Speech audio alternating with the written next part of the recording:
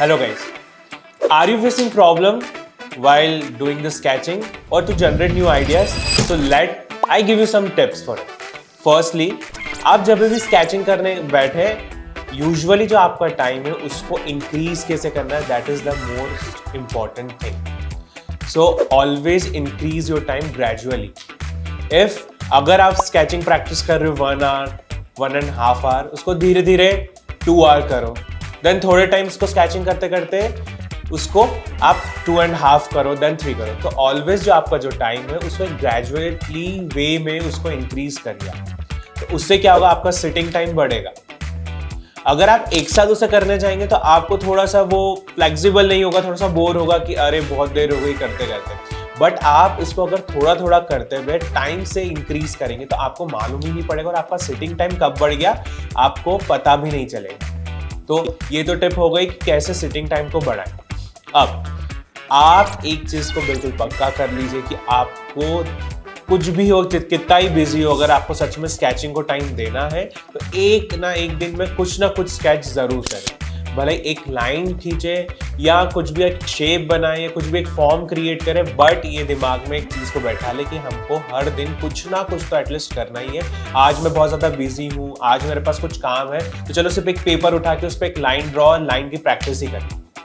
अगर हम ये करेंगे तो ऐसा होगा कि हम रोज कुछ ना कुछ इस चीज को कर रहे हैं और हमारे इस चीज में गैप नहीं होगी जिसका हमारा हाथ का फ्लो टूटेगा नहीं. थर्ड टिप ये है कि अपने हाथ के फ्लो को बिल्कुल भी टूटने ना दें. उसको रेगुलरली प्रैक्टिस में रखें जिससे उसमें एक फ्लो बना रहेगा, एक स्टिफनेस खत्म होगी. अगर आप इसमें 2 से 3 दिन की गैप कर देते हैं तो आपकी स्केचिंग में बहुत बड़ा सा डिफरेंस आ जाता है. बिल्कुल ऐसा लगता है कि आपने कई महीनों तक स्केचिंग ही नहीं कर रखी हो. बहुत से लोग यही इस चीज को फेस करते हैं कि अरे सर मैंने 5 दिन का गैप करा, मेरा स्केचिंग तो जैसे मेरा फर्स्ट डे चालू हो गया था वैसा हो गया. बिकॉज ये कोई थ्योरेटिकल चीज नहीं है, ये एक विजुअल एलिमेंट है जिसकी प्रैक्टिस आपको डेली करना होगा. अगर आप सोचो कि मैं इसको 5 दिन का गैप रख के करूंगा, which is not possible. You have to do practice daily daily and daily. So your next step will be आप ऑब्जर्वेशन पावर को बढ़ाएं. इफ आपका ऑब्जर्वेशन पावर बड़ा होगा तो आपको पता हो कि मैं क्या ड्रॉ कर रहा हूँ, किस चीज को ड्रॉ कर रहा हूँ, कैसे ड्रॉ कर रहा हूँ. ऑब्जर्वेशन पावर बढ़ाने के लिए आप यूजुअली डेली बेसिस पे दिन भर कुछ ना कुछ चीज़ों को ऑब्जर्व करते ही रहते हैं. तो ट्राई करें उसको मेमोरी में रखने का, देन उसको ट्राई करें बनाने का.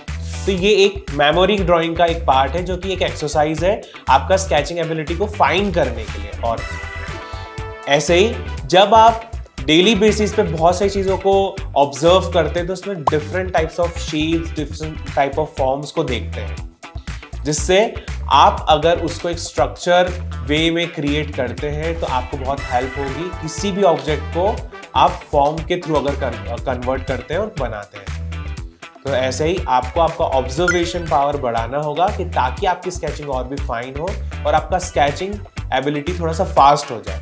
तो जैसे कि मैंने बताया कि सबसे पहले स्केचिंग को अपने हैबिट में लाने के लिए, नए नए आइडिया जनरेट करने के लिए, तो बेसिकली जो आप ऑब्जर्वेशन पावर बढ़ाएंगे तो आपको न्यू आइडियाज आने लगेंगे, अलग अलग आइडियाज आएंगे.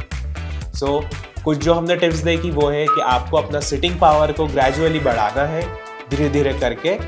दूसरा मैंने देखा कि आपको अपना स्केचिंग प्रैक्टिस डेली बेसिस पे कुछ ना कुछ तो एटलीस्ट करना ही है. अगर आप सच्ची में एक स्केचिंग फील्ड पे हैं तो ये बिल्कुल मान लीजिए आपको आपके स्केचिंग को मिनिमम 3 आवर्स तो देना ही है, उससे कम नहीं. बट अगर आप 3 आवर्स नहीं दे रहे तो आप इस टाइम को ग्रेजुअली बढ़ाएंगे. दूसरा, डेली बेसिस पे मैं कुछ ना कुछ तो स्केच करूंगा, इसे भले ही एक लाइन, एक फॉर्म, एक ऑब्जेक्ट कुछ भी ड्रॉ कर रहा हूँ, लेकिन मैं कुछ ना कुछ आज ड्रॉ करूंगा. ये बिल्कुल मन में एक चीज को रख लीजिए. तीसरा ये होगा कि आपको आपका ऑब्जर्वेशन लेवल और पावर को बढ़ाना.